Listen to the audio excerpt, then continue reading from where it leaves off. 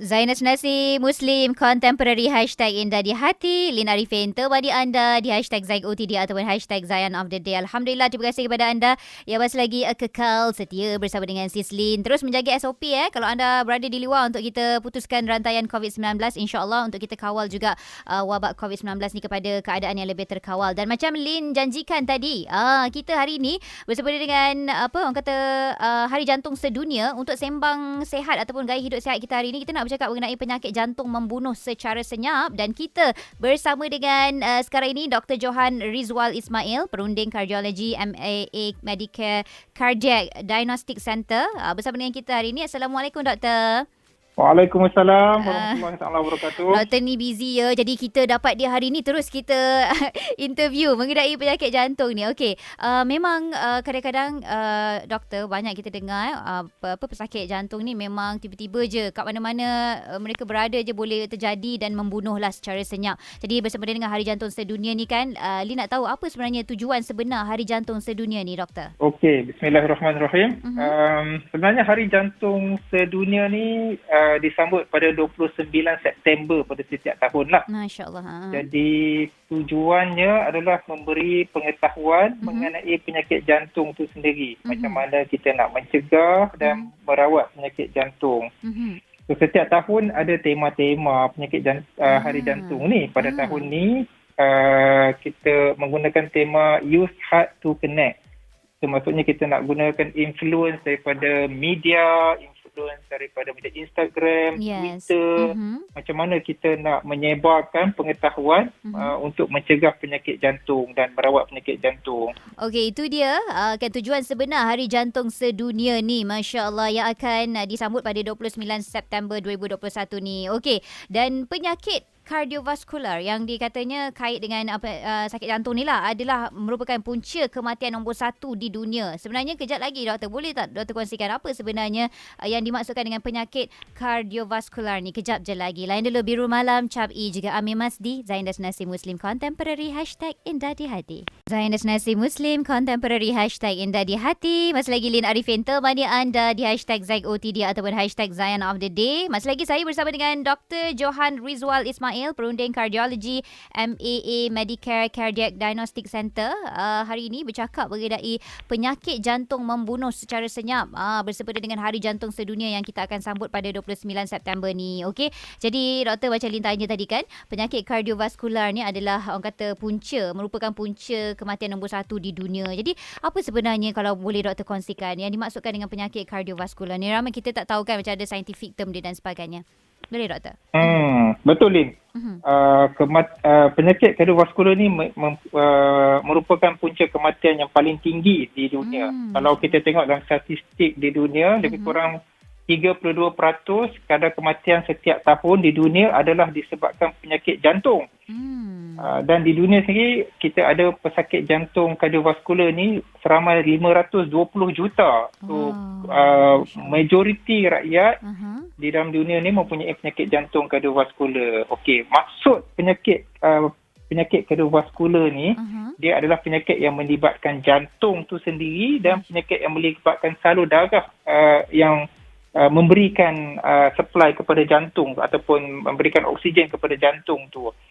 Umumnya cardiovascular disease ni yang kita tahu serangan jantung ataupun heart attack. Tetapi dia merangkumi penyakit jantung seperti lemah jantung pun adalah cardiovascular disease. Darah tinggi adalah salah satu contoh penyakit cardiovascular disease. Stroke ataupun kelumpuhan adalah juga penyakit cardiovascular disease. Dan kalau kita lihat seperti masalah pembuluh darah kaki yang menyebabkan kaki menjadi gangrene ataupun kaki menjadi kekurangan darah, itu pun adalah salah satu contoh cardiovascular disease. So, secara umumnya cardiovascular disease ni adalah penyakit yang melibatkan jantung dan pembuluh-pembuluh darah di dalam badan. Jantung dan juga pembuluh darah ataupun salur darah kita ya. Masya-Allah. Okey, alright, kejap lagi kita mungkin ramai lagi yang macam memang pernah dengar lah serangan jantung dan sebagainya. Tapi apa faktor-faktor risiko untuk penyakit kardiovaskular ni yang berkaitan dengan jantung ni doktor? Kejap lagi doktor kongsikan, okey? Kita nak layan dulu sekarang ini Neo Shalawat Senada Zainas Nasi Muslim Contemporary #Indah di Hati. Zainas Nasi Muslim Contemporary #Indah di Hati. Masih lagi Lina Arifin temani anda di #ZOTD. Kucu-kucu Lia Aziz kan. Lively sangat lagu ni. Ada yang tersenyum-senyum dengan lagu dia. Okey, kita masih lagi dalam sembang gaya hidup sihat. Kita hari ini bercakap mengenai penyakit jantung membunuh secara senyap. Mungkin kita sekarang ni tengah sibuk dengan wabak COVID-19 sampai terlupa penyakit-penyakit yang lain yang perlu kita beri perhatian juga ya. Dan 29 September ini kita akan menyambut Hari Jantung Sedunia.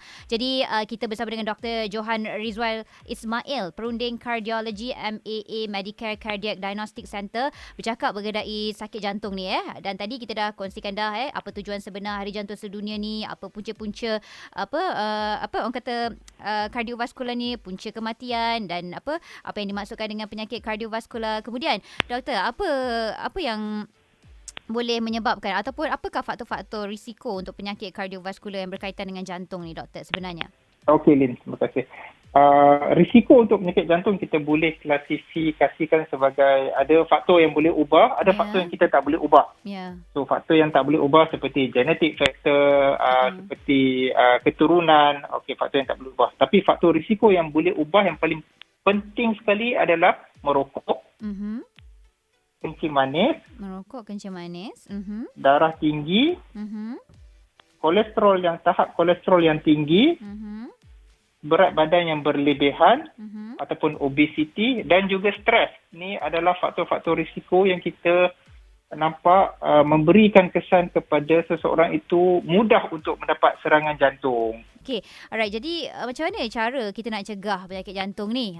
Tu yang kita tak tahu tu kan. Seorang kata mencegah lebih baik daripada kita merawat. Kejap je lagi Zainas Nasi Muslim Contemporary #Indah di Hati. Zainas Nasi Muslim Contemporary #Indah di Hati. Lina Arifin temani anda di #ZOTD. Masih lagi kita bersama dengan Dr. Johan Rizwal Ismail, Perunding Kardiologi MAA Medicare Cardiac Diagnostic Center. Hari ini bercakap mengenai penyakit jantung membunuh secara senyap. Okey, kita tadi dah bercakap dah mengenai faktor-faktor risiko untuk penyakit kardiovaskular yang berkaitan dengan jantung ni. Okey, dan tapi sebelum Lina nak tanya cara untuk cegah doktor, adakah penyakit jantung ataupun penyakit kardiovaskular dekat Malaysia ni kritikal keadaannya? Untuk kadar kematian di Malaysia, kita dapat lihat penyakit kardiovaskular ni adalah memang betul kritikal.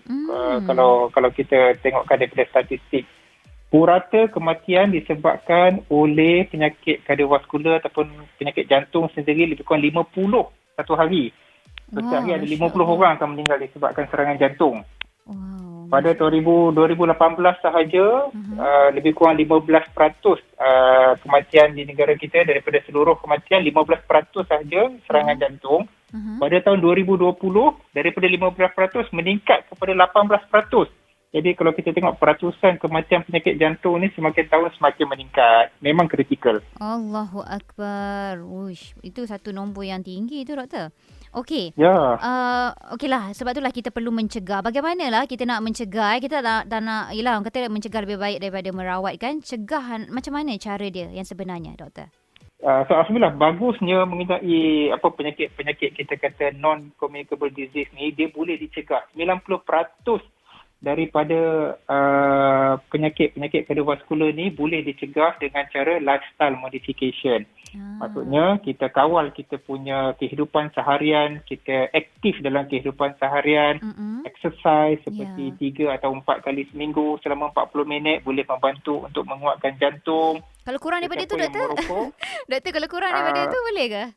Kurang daripada itu macam 20 minit exercise, insya-Allah dia boleh membantu juga. Daripada tidak exercise langsung. Allah. Okey, teruskan doktor. Okey, exercise lagi? Dan untuk yang merokok, yang paling penting berhenti merokok. Berhenti daripada merokok sendiri. Kurangkan pengambilan garam di dalam makanan. Kurangkan pengambilan alkohol yang berlebihan untuk sesiapa yang mengambil alkohol. Dan juga pemeriksaan kesihatan sebagai pencegahan. So, ini adalah cara-cara untuk mencegah. Masya Allah, itu daripada dia. serangan jantung. Alright, itu dia senaman, berhenti merokok, kurangkan garam dan medical check up anda kena selalulah kerap kali lakukan insya-Allah untuk kita tengok tahap kesihatan diri kita. Alright. Dan itulah yang perlu anda ketahui dan kejap je lagi insya-Allah kita nak tahu daripada doktor sendiri. MAA Medicare Cardiac Diagnostic Center ni adalah pusat diagnostik jantung amal pertama dekat Malaysia. Okey. Jadi kejap lagi mungkin boleh terangkan sedikitlah mengenai pusat amal ni dan adakah dia dibuka kepada semua. Kejap je lagi, okey? Terus layan Zayan Destinasi Muslim Contemporary #Indah di Hati. Alhamdulillah, Assalamualaikum warahmatullahi wabarakatuh. Allahumma salli ala Sayyidina Muhammad wa ala ali Sayyidina Muhammad. Kita masih lagi bersama dengan Dr. Johan Rizwal Ismail, perunding kardiologi MAA Medicare Cardiac Diagnostic Center. Kan bercakap mengenai penyakit jantung membunuh secara senyap, masya-Allah. Kan kita akan menyambut Hari Jantung Sedunia pada 29 September ini. Jadi Dr. Johan sendiri daripada MAA Medicare Cardiac Diagnostic Center ni katanya ada merupakan pusat diagnostik jantung amal pertama di Malaysia. Okey, dan mungkin doktor boleh terangkan sedikit mengenai pusat amal daripada MAA Medicare Cardiac Diagnostic ni. Adakah dia dibuka kepada semua orang awam ke? Betul, Lin. So MAA Medicare Center ni dibuka untuk orang awam. Tak kira sesiapa pun. Pada tahun September 2018, permulaannya mensasarkan golongan yang tidak mampu dan terpaksa menunggu lama untuk rawatan di hospital kerajaan ataupun hospital swasta. Okay. Namun begitu, rawatan hospital swasta adalah mahal. Jadi di MAA Medicare ni kita memberikan tawaran yang lebih affordable, maksudnya lebih berkemampuan untuk menjalankan rawatan. Okey, jadi katanya ada MAA Medicare Cardiac Diagnostic Center ni juga ada anjurkan acara larian amal secara maya. Kalau boleh doktor kongsikan sedikit mengenai larian amal ni. Larian amal secara maya ni berada di dalam kita punya website. Boleh dilihat daripada website MAA Medicare. Dan kita boleh dapatkan dia punya full information dekat situ. Okay. Bagaimana untuk mendaftar dan bagaimana untuk berserta sekali sempena sambutan Hari Jantung Sedunia ni. Alright. Okey, untuk anda yang nak sertai ataupun nak tahu info lanjut, anda boleh lawati www.maamedicarecardiaccenter.org ataupun Instagram mereka MAA Medicare. Kalau Facebook pula MAA Medicare Charitable Foundation. Itu dia. Terima kasih banyak kepada Dr. Johan sudi bersama dengan kita hari ini. Jadi sedikit sebanyaklah kita mencegah, kita kena tahu, kita ambil perhatian dan sebarkan kepada semua lah insya-Allah apa yang Lin kongsikan hari ini. Terima kasih banyak Dr. Johan. Selamat bekerja ya, katanya sama-sama, bekerja Lin. lepas ni. Okey, Assalamualaikum. Terima kasih. Salam. Okey, itu dia. InsyaAllah mudah-mudahan sama-samalah kita menjaga jantung kita. Terus layan Zayan Destinasi Muslim Contemporary #Indah di Hati.